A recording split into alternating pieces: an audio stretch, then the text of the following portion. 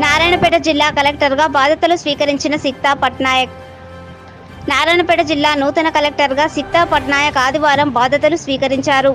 రాష్ట్ర ప్రభుత్వం చేపట్టిన బదిలీలో భాగంగా హనుమకొండ జిల్లా కలెక్టర్గా విధులు నిర్వహిస్తున్న సిక్తా పట్నాయక్ నారాయణపేట జిల్లా కలెక్టర్గా బదిలీ అయిన సందర్భంగా ఆదివారం ఇక్కడి జిల్లా కలెక్టరేట్లోని కలెక్టర్ ఛాంబర్లో జిల్లా కలెక్టర్గా ఆమె బాధ్యతలు స్వీకరించారు.